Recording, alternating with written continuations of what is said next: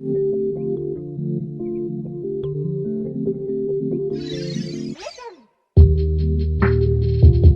m'appelle Miki et c'est ma première vidéo officiellement sur cette chaîne.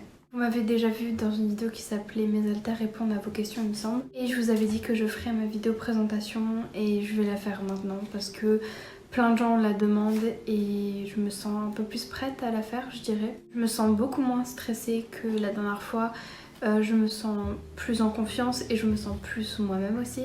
Donc ça devrait aller. Je pense que la dernière fois je dissociais énormément et forcément ça n'allait pas, j'avais beaucoup de stress, je n'étais pas vraiment dans un bon mood. Je rappelle que cette vidéo a pour but d'informer toutes les différences qu'il peut y avoir dans un système TDI, donc le trouble dissociatif de l'identité.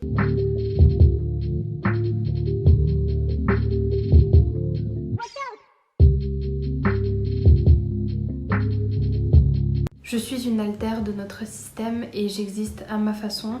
Chacun a le droit d'exister à sa façon et je pense vivre le TDI d'une façon assez différente du reste de notre système.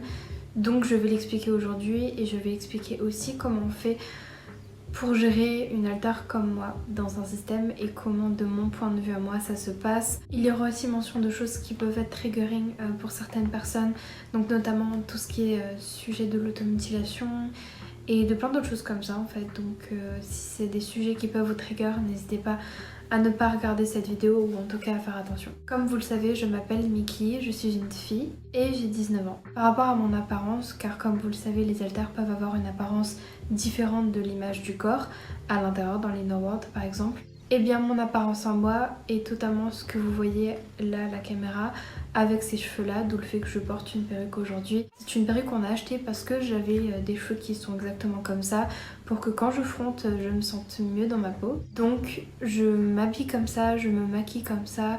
Ce que vous voyez là à la caméra, c'est exactement moi dans l'inner world, simplement. C'est très représentatif de comment je me vois. Donc je sais pas trop comment décrire mon style, je pense que des gens appelleraient ça e-girl, je sais pas trop. En tout cas voilà, c'est le genre de make-up et de style que j'aime faire, simplement, c'est mon style quoi. Et pour ce qui est de l'inner world, on a fait une vidéo sur les inner world et sur le nôtre précisément, et on explique dedans comment il est formé, ce qu'il y a dedans, le manoir, etc. Et moi j'ai simplement une chambre dans le manoir, comme beaucoup d'haltères dans notre système. Je ne peux pas accéder à toutes les parties du manoir, de l'inner world en général, mais quand même à une assez grande partie. Dans le système je suis plutôt proche de Ruby, avec qui on se ressemble pas mal en fait. Je m'entends très bien avec Snake. J'allais dire c'est un de mes meilleurs amis, mais c'est vrai, c'est un de mes meilleurs amis pour moi. Maintenant je vais répondre à vos questions parce que vous en avez posé pas mal. Christina les a sélectionnées pour moi, donc je vais y répondre. Est-ce que tu arrives à trouver ta place dans le système? Il faut savoir que je suis apparue, on va dire, dans le système en 2018, en été 2018, en août précisément, après certains événements compliqués. Depuis, j'ai pas l'impression d'être vraiment intégrée dans le système en fait. J'ai jamais eu vraiment l'impression de trouver ma place, alors que c'est bête, enfin j'y suis dedans depuis longtemps maintenant. Mais j'arrive toujours pas à accepter qu'on a le TDI en fait, à me dire que je fais partie d'un système et que c'est pas juste moi et ma vie entière en fait. Quand je fronte, j'ai vraiment l'impression d'être l'altère principale, que c'est mon corps qui m'appartient seulement à moi, que je n'ai pas le partage avec d'autres haltères et que c'est ma vie et que j'en fais ce que je veux. J'ai vraiment beaucoup cette impression et cette sensation d'individualité que les autres n'ont pas tous en tout cas. Nebula par exemple, elle a ce sentiment d'individualité et on a pas mal front ensemble en fait, j'irai en 2018. En fait j'ai simplement du mal à accepter qu'on a le TDI.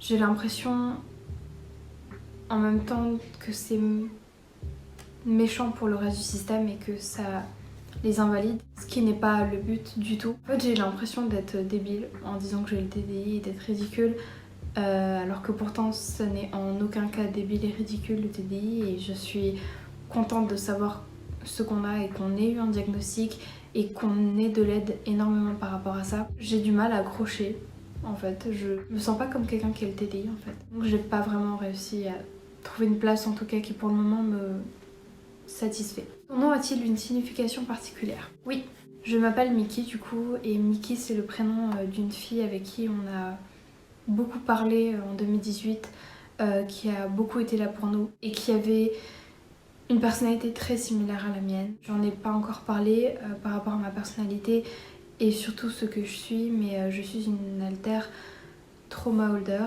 donc une altère qui retient énormément des traumatismes qu'on vit et qui les vit énormément. Certains de ces traumas-là, très particuliers, je les ai eus en commun avec cette fille-là. Ce sont des traumatismes complexes, donc des traumatismes qui sont très profonds, qu'on a vécu en fait toutes les deux, et la voir dans ma vie me faisait me sentir beaucoup moins seule, et lui parler aussi me faisait me sentir beaucoup moins seule. C'était une personne que j'adorais vraiment, que j'adore toujours.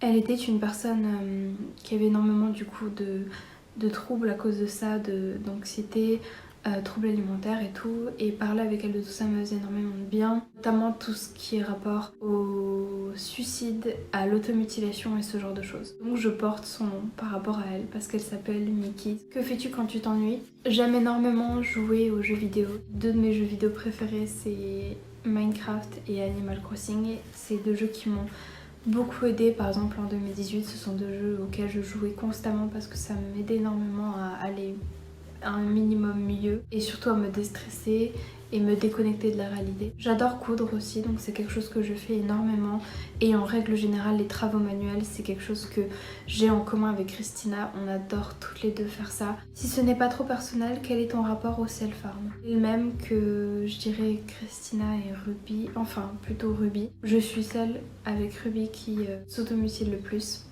En 2018 je le faisais énormément.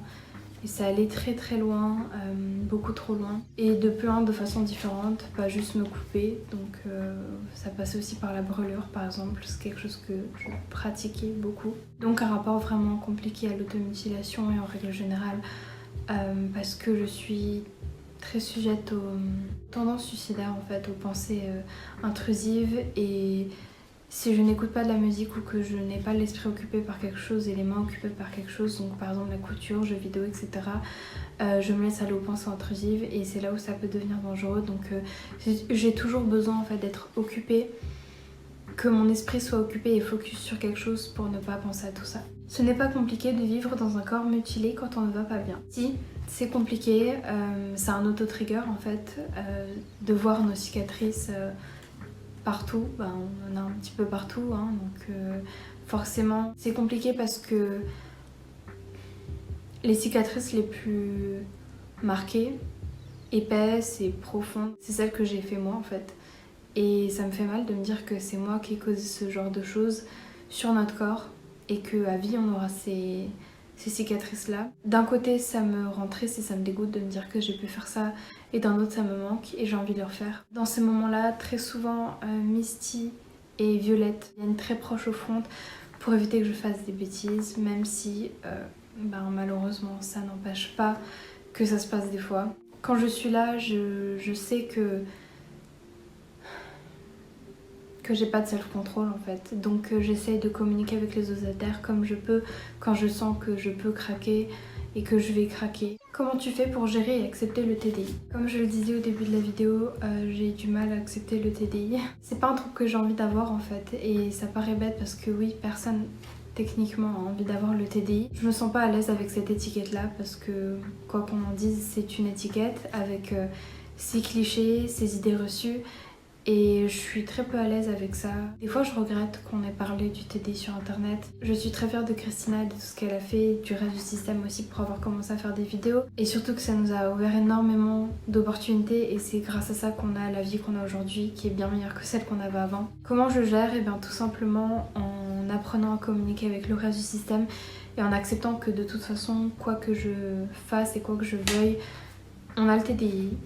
Il y a d'autres altères et il faut faire avec. J'essaie de communiquer comme je peux avec le reste du système, de prendre part à la thérapie même si c'est difficile, et d'essayer de parler avec notre psy, ce que j'ai du mal à faire. Ce qui m'a énormément aidé, c'est notre carnet de système qu'on a repris récemment, et je crois que Christina va en faire une nouvelle vidéo là-dessus. Ça m'a énormément aidé, ça m'a fait me sentir bien, sûrement parce que ça allie en même temps tout le côté manuel, le fait d'avoir des pages, d'écrire dedans, de pouvoir faire des collages et des choses comme ça assez thérapeutiques au final et cathartiques.